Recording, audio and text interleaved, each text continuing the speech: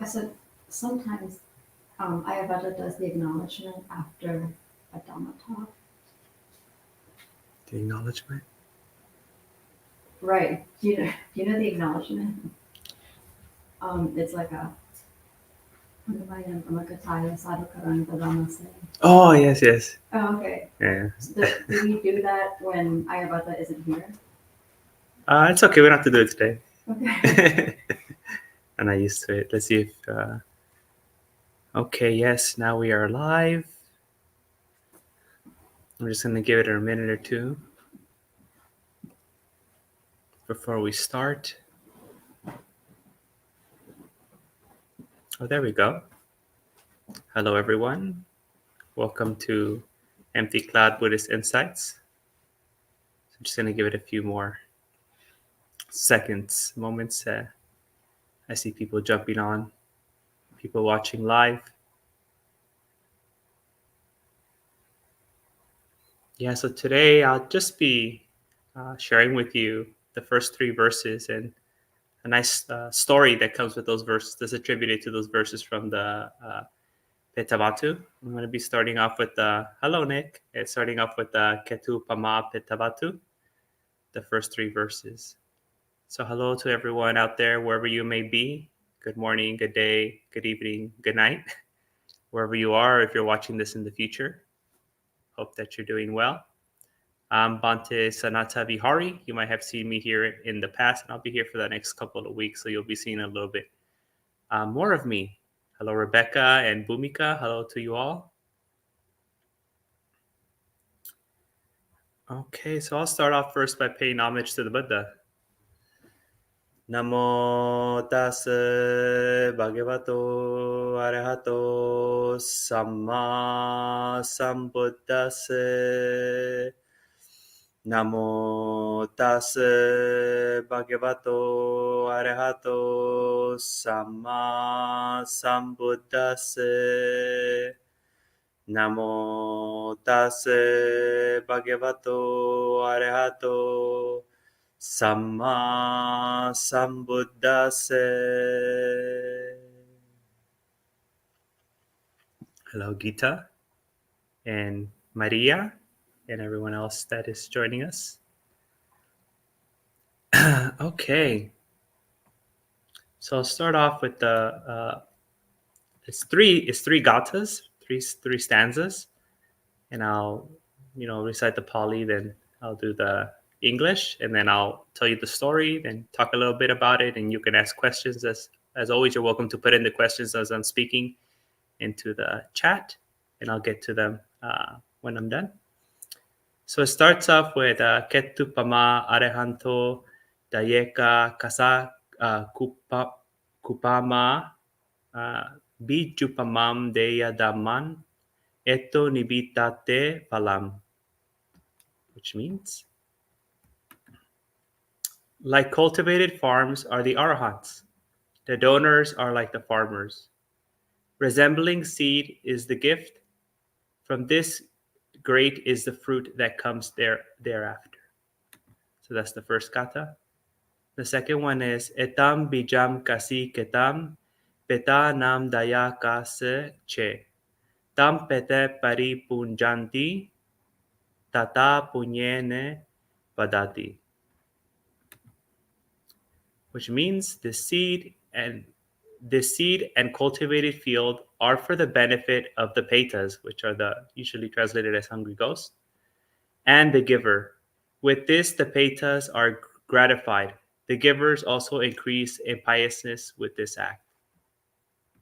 And the final gata, the third gata, is edeve kusalam katwa peteche pati pujiya saganche kamati tanam kaman katwana baddakanti,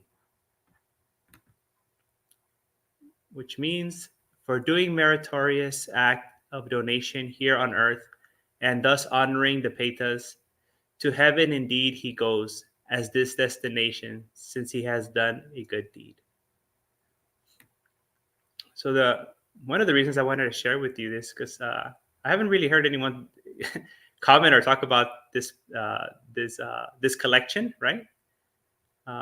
these collection of suttas, for lack of a better word. We usually always go through like Majjhima Nikaya, Digha Nikaya, the four Pitakas, and we usually don't touch the minor discourses. And I was going through it the other day, and it kind of reminded me of like the Dhammapada with a few verses and then a story attached to it. And I really love the Dhammapada. It's actually what got me into like studying Dhamma instead of just focusing on meditation. And when I found the stories to these verses, just like the verses in the Dhammapada, I was like, oh, this is very nice. Maybe some people will enjoy this and benefit from these things. And then people just love like ghost stories and stuff like that, right? So I wanted to share that too. People interested always in the more superstitious or magical parts of the Dhamma. So maybe this will get some people in the door or get them to read some of these texts instead of just kind of being more stagnant in their practice. So yes, there's a beautiful story attributed to these three verses, and I'm going to share it with you right now. The title of it is called "Resemblance to Cultivated Farm." While Lord Buddha was staying at the Kalandaka Nivapa Squirrels Grove in Veluvana Monastery near Rajagaha, he told the story of Rajagaha. There was an intensely wealthy man known by the name of Mahadanasette. He had an only son who was amiable and charming. When he grew up, his parents thought, if our son spends 1,000 per day, even in 100 years, his wealth will not come to an end. They did not teach him his skill thinking, since the learning of his skill would be fatiguing exertion, let him with body and mind comfortably enjoy his wealth. Instead, when he had come of age, they procured him a charming bride, but totally lacking in Dhamma, the bride. With her he passed the time, giving to enjoyment, delighting in and hankering after pleasure. At the death of his parents, he gave lavishly to dancers, singers, and others. Thus wasted his wealth, he became poor. He managed to live by borrowing money, but when he could no longer secure and was pressed by his creditors, he gave them field and farm, house, and his other possessions, and became a beggar, and started living in a place for poor and orphans in the same city. So basically, we get this, guy who has a rich daddy, and his parents are like, well, we got plenty of money. We don't got to teach him anything. He'll be fine. And then later on, they marry him off to a woman, and I guess she's not very skilled in Dhamma at all. And when his parents pass away, rightly so, he does meritorious acts in their name, right? And does all these things that the Buddha does encourage us to do and to give gifts to others. But he gives everything away. He spends all his money recklessly and all these things. And he ends up in debt. He can't pay the creditors. And he ends up giving away even the land that he lives on and all his possessions. And he ends up on the street as a beggar. Then the story continues. Now one day some robbers met him and thus addressed him, look here, man. What do you get out of this hard life? You are young and active. Come with us and make a comfortable living by stealing. The thieves gave him a large club. As they entered a house in which they had made a breach, they stationed him at the opening, saying, if anyone comes here, strike him and kill him. He was mentally dull and could not know a friend from foe, stood there and awaited for the approach of others. So basically, while he was, on the streets, these gang members approached them and said, hey, join our gang and we're going to teach you how to steal. Why are you going to you're a young, strong person. You shouldn't just be begging. You should come with us. So they took him basically to a house to stand guard. But actually they were setting him up. They're just going to abandon him there when they steal everything. And then he's going to get caught and get in trouble, as we're going to see next. Now the people of the house got up, running very quickly and looking this way and that way, saw the man standing at the breach with the words, here they are, the rogues, the thieves. They seized him and brought him before the king, saying, Lord, this thief was caught housebreaking. The king commanded the town watch to cut off his head. They took him in custody and led him to the place of execution, flogging him with whips as he went along after the execution drum. At the same time, the populace shouted, this plundering robber has been captured in this city. Right? So it was his first time. He got set up. He got caught. take it to the king. And the punishment for standing guard during a robbery in those days was, basically getting beat up and then getting your head cut off, getting executed. So on his way to getting executed, it says, now at that moment in the same city, a town dancer, Sulasa by name, was standing at the window of her storehouse. She saw him led along, and since she had been acquainted with him in the past, she felt sympathy for him, who had attained great prosperity in this very town. She sent out modak, which is like these sweets, and water, and had this message delivered to the town watchman. May your honor wait until this man has eaten these sweets and drunk the water. Right? So she saw him, this man being taken to the execution, and she's like, oh, I remember this guy. He used to, be pretty well off. You know what? Let me offer him some water and some sweets before he gets executed. And she tells this town watchman, right, to if he could please give this to the man who's about to be executed. So it's kind of like his last meal, right? We would think about it like that now. Now, while in the same city, the Venerable Mahamoggallana, with the help of the illuminated of his meditative divine sight, so his psychic power, noticed this man's predicament. His mind was moved with compassion, and he thought, since this man has not accomplished any merit, but done wickedness, he will be reborn in hell. Now, if I go and he gives me the sweet and drink, he will be reborn among the terrestrial devas. Let me help this man. He accordingly appeared before the culprit of the drink and sweets were being brought for him. When he saw the elder monk, Mahamoggallana, his mind was at ease, and he thought, what benefit shall I get from eating these sweets if I'm going to be put to death? Now these will become provisions for my journey to the other world. So he had the sweets and the water given to the elder Mahamoggallana. When Mahamoggallana saw that his misery had grown into joy, he sat down, ate and drank, and arose and went his way. So basically, when they were going to offer the man who was going to be executed this food, he said, what do I need it for? I'm going to die anyways. Might as well make some merit. And he saw Mahamoggallana and he gave it to him. And because of that, he was able to acquire some merit, because he didn't acquire any merit, right? He was just like a party boy, wasting all his money, and he really didn't have any good opportunities. But finally, at the end, he realized, that the benefit of practicing Dhamma. And then also here we see the great compassion of Venerable Arhat Mahamoggallana, right? Who very similarly here appears like the Buddha, where the Buddha would every morning after his meditation come out of meditation and do the Mahakaruna, right? The Samapati, Mahakaruna Samapati, where he would look out into the world and see who he could help that day. It's a very interesting passage here that we also see Venerable Arhat Mahamoggallana doing a similar thing in the morning.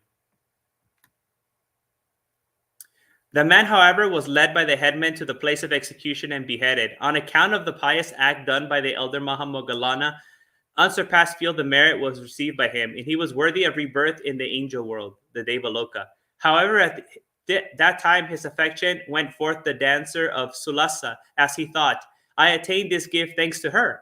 And so at the moment of death, his mind became impure, and he was reborn in the lower, but happy state, and became a tree god, hanging in the roots of a larger banyan tree of a dense shade in the jungle. So here now is where we start seeing the shift from what you see in the early suttas, and then later in these kind of stories of the importance of the last moment of life. Here you see how important it is. You also see this in the Dhammapada. So then later in all these extra stories, like in the Dhammapada and the Petavatthu, you start seeing this emphasis on the last moment of life, the last moment, mental moment.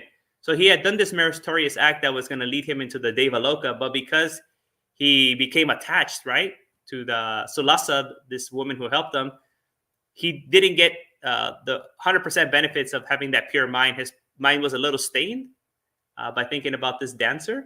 So therefore, he was born as a tree god, right? So still like a spirit, like a deva, but on the earth and not in heaven. So he still got the good karma, right? There was still that good things, but there was also the mixed karma of the unwholesome thought that he had at that time. Now it came to pass that he, seeing the dancer Sulasa in her garden, he took her to the abode, who stayed happily there for a week. Her mother was lamenting, so she asked him to take her back. Returning, when people asked her, She stood then due to the good deed of the donation done to the elder monk.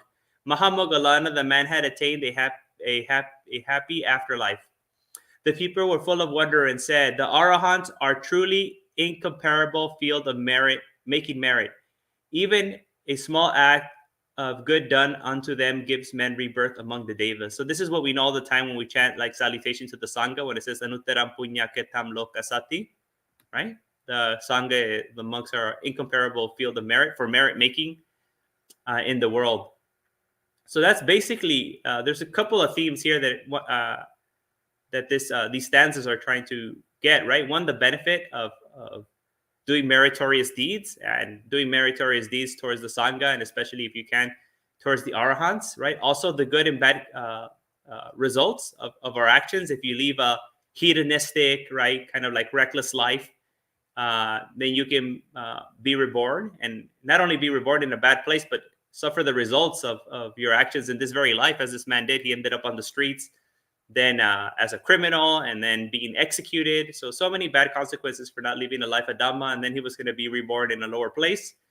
But because when he realized the benefit of practicing Dhamma, and even only he could do a little, in that very moment, he was happy, right? He became happy in this very life that he did a meritorious action. And also in the next life, he was experienced the results of his good actions, which was being reborn as a tree deva. And you might not think that being a tree deva is very good, but it's a lot better than being a peta, a hungry ghost, or going to hell, or all those other places. So it's a way better outcome than he was going to get anyways.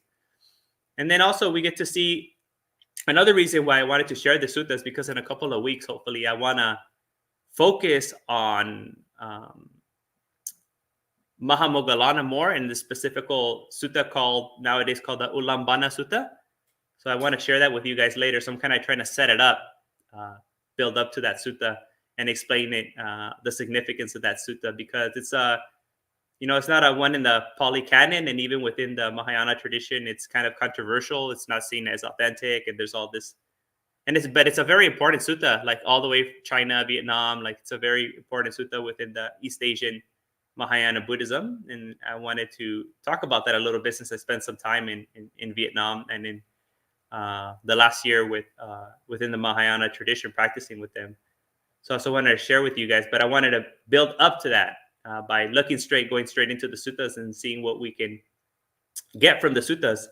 And I found it very interesting that in this first part, the very first 3 verses of the Petavatthu, we see Mahamogalana, who's going to be also the protagonist in this later story that I want to share with you. And we also see him with some very unique abilities, like I said earlier, kind of like this, similar to the Buddha's Mahakaruna Samapati, where he surveys the world and he's able to see beings who need his help in that moment and help them, which makes sense since he was the foremost, second to the Buddha in psychic powers. And then I also wanted to share this with you. I know there's a lot of questions. I'll get to it right now. The benefits of giving, right? The benefits of giving. In this sutta, we see that emphasis on giving to the sangha and the benefits of giving to the sangha. And we talk about it a lot, right? The monks, and when you come to the temple, or you offer, or you do online offerings, whatever you do nowadays, but we don't, really take time to look at the suttas or to look at the teachings to see where this is coming from, or we don't really have take the time to look at examples. So I wanted to share with you, instead of just telling you, oh yeah, it's good to give to me, right? It's good to give to me. Actually show you some place in the suttas and the collection of the Buddhist teachings, where you actually get to see for yourself how this is explained, right? The benefits that you get now in this very moment. So when we're practicing generosity, when we're practicing dana, giving, charity, it's not only about thinking about the future, which is also important, right? We want to set the right causes and conditions for a safe and beneficial future lives and future moments in this very life. But also we can recognize the benefit that comes in the immediate moment after doing it, right? Or when you're doing it, that you become happy because you become a little bit more selfless. You stop focusing on yourself, what's good for me, myself, and mine, and all these greedy, self-centered thoughts, and you start thinking about others. And that brings a relief. It's like throwing off a weight, right? Like getting rid of all this weight that you're carrying. You take it off and you feel that relief of like, oh, I'm no longer so self-centered. And that brings happiness. So that's one of the happiness you can get in this very moment, in this very life, by practicing giving. And then also, you also set up yourself up in this life for to live a better life in this very life, because people start seeing the kind of person that you are. They start treating you different, right? And then that starts setting up a sequence of events where your life is going to be better in this very life and also in future lives. And then also this very interesting topic about the importance of the last moment of death, which later in Mahayana, especially in Vajrayana tradition, they really get into this, right? And then that, because that leads then into the bardo, right? That kind of like middle space between lives where people go. So I also wanted to share these gathas with you because of that.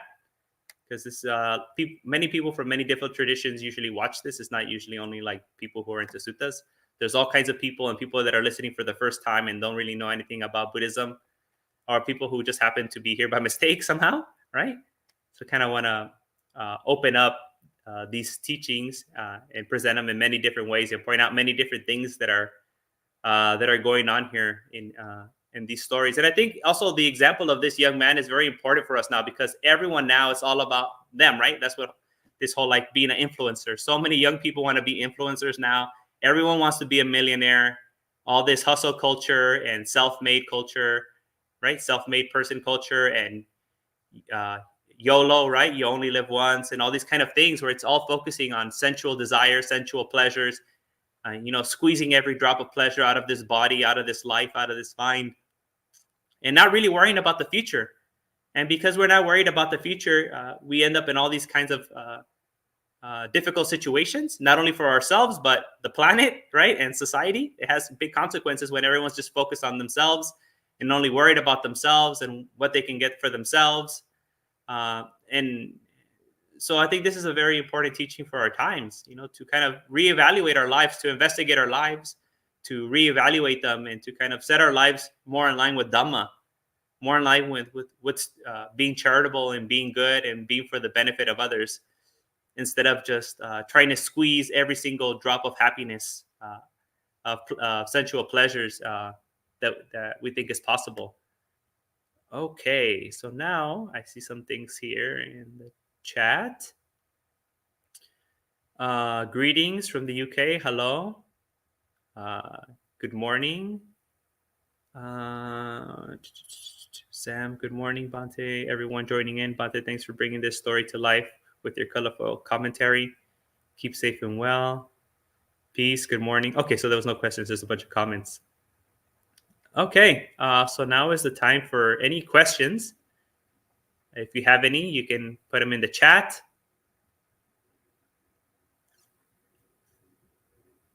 A couple sadhus and more good mornings.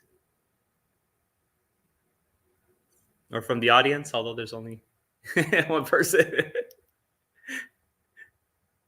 in our audience here. Bhante, would you like to add anything? I have a question, actually.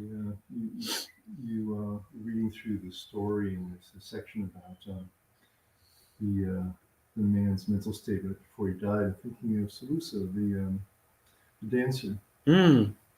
And I wonder if you could read through that again, what he was thinking about her. Mm. Okay. It says, however, at that time, his affection went forth to the dancer Sulasa, as he thought, I attained this gift thanks to her. And so at the moment of death, his mind became impure, and he was reborn in a lower state and became a tree god. That's interesting. Okay. It's kind of how I remembered you reading the first, or what would have said the first time. It says with affection, and which is not usually considered like an unwholesome kind of mental state in like American English and so on. And what he remembers is that he benefited from her, and sounds very much like gratitude. Yes, Bhante. So I wonder, do you have any thoughts on why it says that his mind became impure? Bhante, what comes to mind are those verses about Chitta in the Dhammapada. And it says, from affection, from Pema, from Pia, it's like 4 things. and these 4 affections are basically suffering. Yeah, so I can't remember Pemato, Piato, something. Okay. And yeah. And you think that this is one of those polyterms is one that's used for affection here? Yes. Okay, that's interesting. It's kind of it's quite if the story is accurate, it sounds like quite a dangerous thing. Think back to what people did for us in this life, and we end up falling into the hungry ghosts. And, yeah, so it's interesting. To make it. Also, what comes to mind, Bhante, is how people get attached to their loved ones. So even though you might recollect all the benefits that a loved one did for you in this life, there's some like attachment there too with it. So it's not like a 100% pure. So we might be recollecting someone's like generosity, but at the same time, our attachment or lust for them come up at the same time. So that's why I think when we practice metta, we usually try to tell people not to think about like someone that they're like romantically attracted to or sensually, right? Because although that person, you can send a metta, they are a being like everyone else, but it's a little complicated because there's that extra level of like, oh, I think that person's very good looking, right? And stuff like that. Or, oh, that person's so dear to me. So like, I think it's always like mixed states at the same time, Bhante, and that might be happening here. I guess maybe what we're thinking is that what's maybe isn't said explicitly or as clearly is that it wasn't just like gratitude, but it was more like some kind of maybe a romantic thing. And he had a place of greed or lust associated with his mind when he died. It's kind of, I guess maybe that's a way to interpret it. Yes. Okay. And then I always take these stories with a grain of salt, right? Like it's not actually a sutta; it's like a story to the verses. Yeah, right. So this is from the commentaries, the stories. Right? Yes. Yeah. Okay. Thank you. Yeah, just like the Dhammapada, the verses, I'm like, I feel pretty confident about them. But then the stories to the verses in the Dhammapada, I'm like, Yes. So I had a question about those bhagas, right? So the part that you read in Pali, that was the 4 lines, that's like spoken from the time of the Buddha. And then the entire story that comes after, like, what's the separation between those original words and when the story comes? Is it like, during the Buddha's life? Is it according to the tradition, it's from the Buddha's life, but, I would speculate, maybe 100 years or more, depending, like there's different levels, the stories had developed as they went along, kind of like the Jatakas or the stories of the Dhammapada. So if we think about it the same way, there was this development of people wanting to fill in the gaps because you would say these things, but when these things were said during the time of the Buddha, so people understood them in that context. But then the Buddha was no longer around, or no one was around during that time. So like there was no one there that you can ask about when this was given. Like, why was this given? Like, what's the whole? I don't get it. So then people started like, what I think is trying to remember the best that they could, the context, and where those things couldn't be filled. They're like, well, it's kind of like that sutta, so pink, I'll put that there. So you see a lot of like copying and pasting, even when the suttas themselves, where things are moved around, copied and pasted, where things don't, kind of like feels like there was a gap in there. Right. I mean, because with the Sutta Pitaka, like we can take it sort of on faith that they are the words of the Buddha, right? Because they start with "Thus have I heard," and then they end with, and then the bhikkhus delight in the words of the Buddha. So it sounds like it was someone who was there firsthand, who then narrated it at the first council. But then with the commentaries, it's like it's seen through the eyes of somebody who's telling us, through realms. Like they're seeing this person's life, like when he was at his house as a party boy, and through all this hardships, the robbery, the execution, and then his life as what was even going through his mind. So it's like, on what basis did they have this information through like this? Well, probably psychic realm. Arhat Mahamoggallana, because it's telling us that it was Arhat Mahamoggallana who saw this man's mind and who saw what was going to happen to him. So he's the one who had the insight into this man's life. Because because he saw what was going to happen to this man, then he goes there. So it's someone who is recounting, what Mahamoggallana did. So he must have shared it with someone else, and then someone else. But things get lost in transmission over time. And then sometimes you just kind of get like the most famous arhants kind of just be like the person that we're going to insert into the story, right? And that happens like, well, if we don't know, we'll just put this arahant. Or if we don't know, we'll just put the Buddha here. And you kind of see this also with the beginning of suttas. Maybe sometimes they didn't know where it was actually said, so then they'll just put savati. That's like the staple place to put to be safe. So I do believe that these are all inspired by true events, especially the suttas. I feel like we're more certain about it. But the commentaries, I just feel like, well, they're trying to rebuild. They're trying to fill in some of these gaps that maybe 100 years later, like people didn't really know the context of these things. So I do feel like they're based in some reality, but obviously with some little things added here and there, or maybe people just lack of knowledge. So I don't think people had had bad intentions, and try to make up a story. They just did the best with what they had.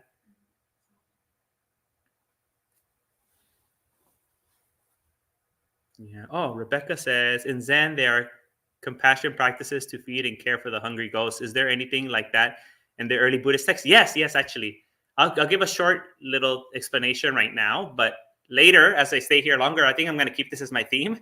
So when you see me on here, I'm going to keep building on this until eventually I'll lead to what I was saying earlier, talking about the Ulambana Sutra.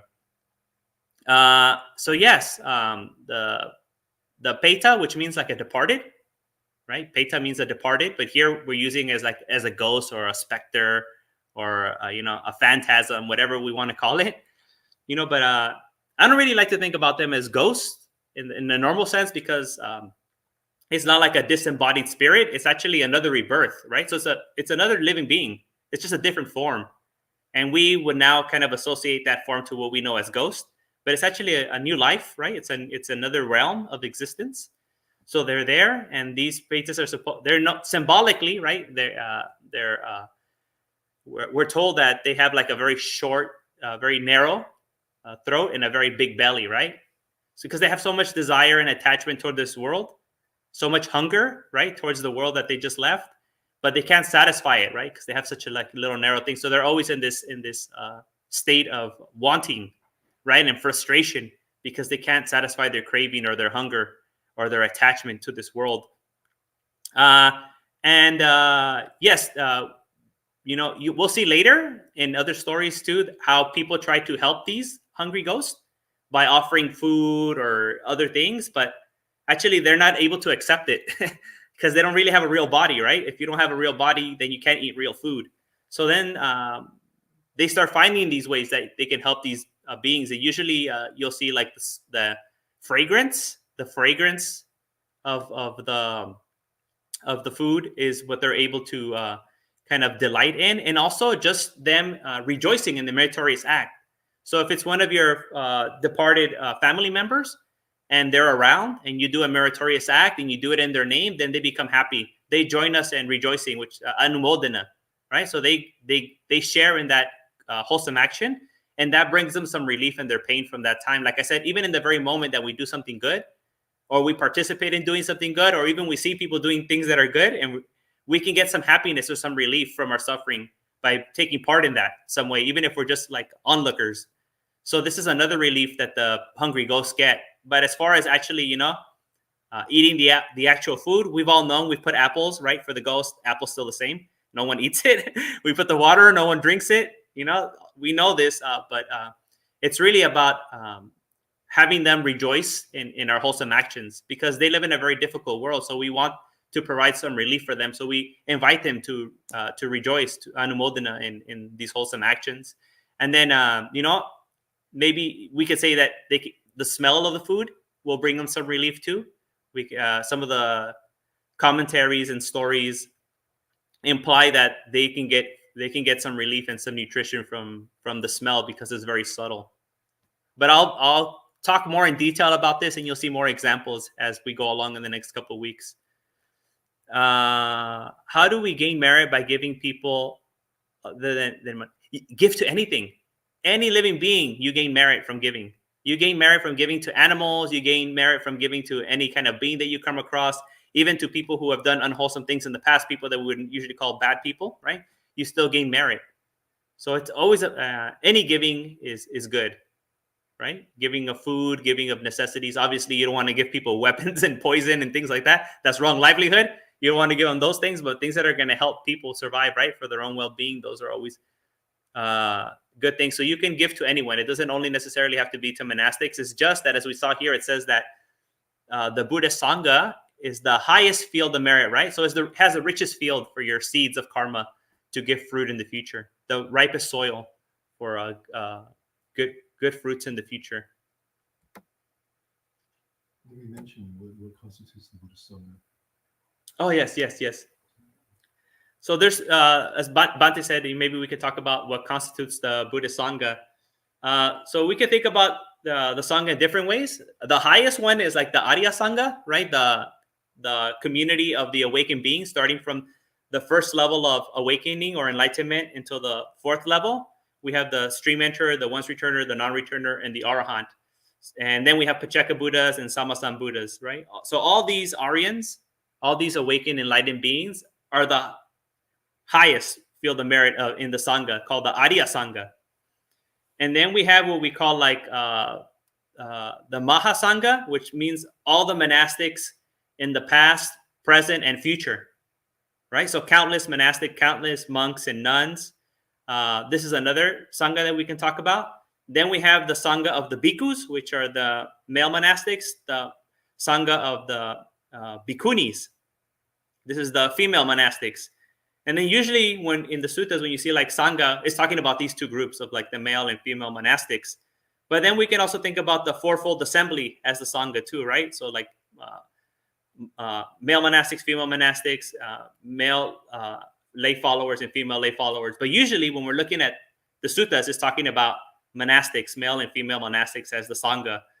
And in different traditions, they might expand it, right? Sangha becomes a term to encompass just any Buddhist, right? And things like that. But when we read these suttas, we want to focus mostly on male and female monastics. I think that's really the emphasis on is on and helping these communities.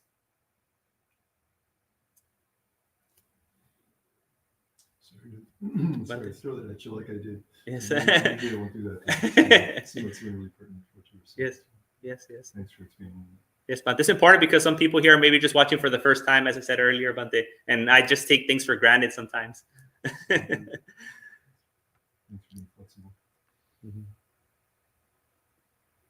Okay. So I understood these morning ones don't have to go on very long.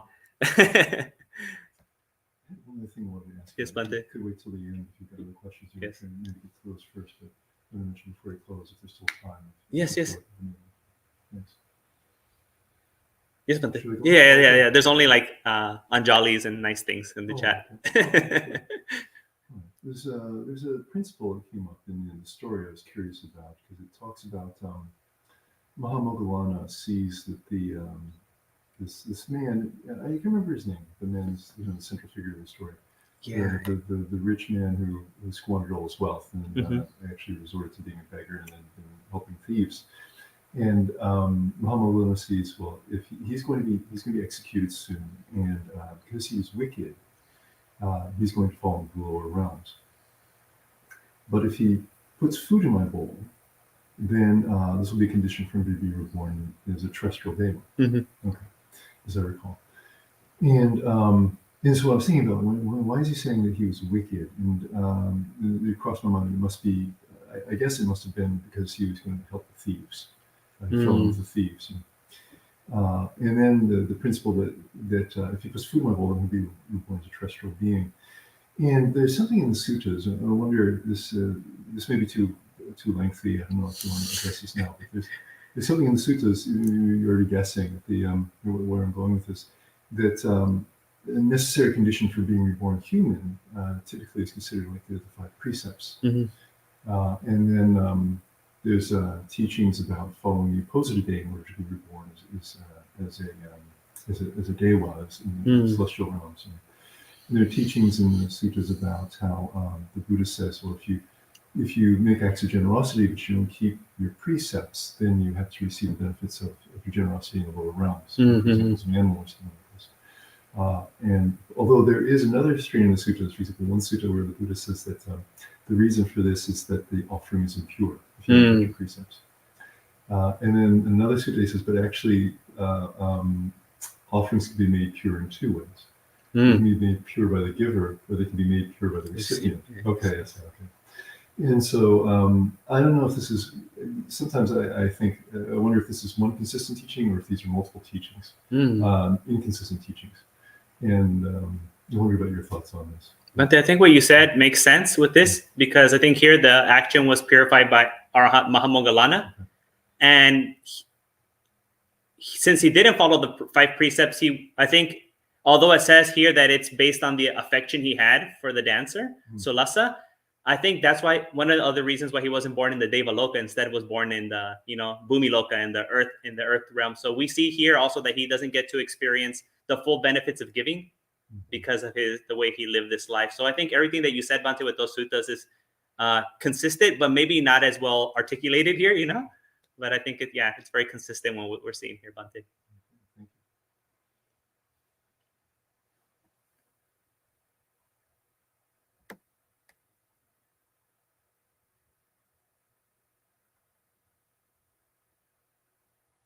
Okay, looks good.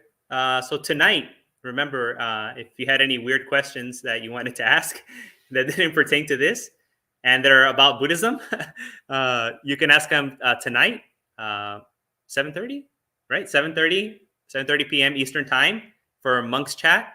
You can ask all those other kind of questions like, why don't you have hair? And does the color of your robe matter? Or things like that. How is it that you don't eat dinner?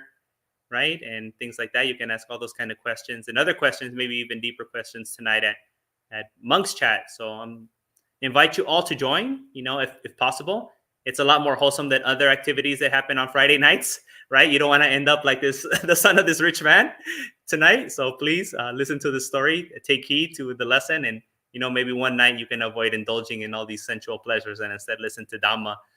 And remember to like, share, subscribe, comment, and do all those things. I always feel more comfortable promoting other people's centers than my own, because in my own center, I feel, this is kind of self-serving, but I have nothing to do with this place, So come, enjoy, please share and promote this place, and check out the website. There's all kinds of activities. There's Friday programs, there's Sunday programs, and there's all kinds of things to try to find different ways to support the monastics. They're also trying to start a place in Italy, right?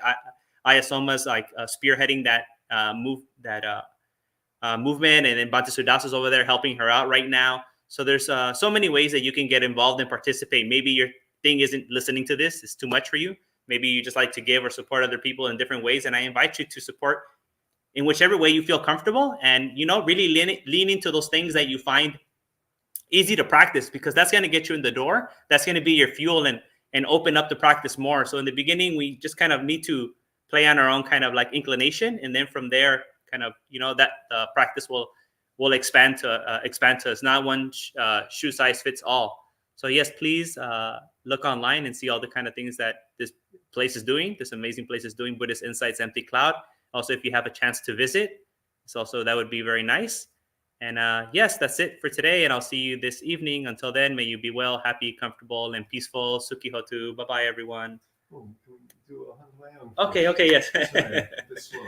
Hantamayang Tamakataya Sadhu Karang Dadamase Sadhu Sadhu Sadhu Anumodami. Have a good day.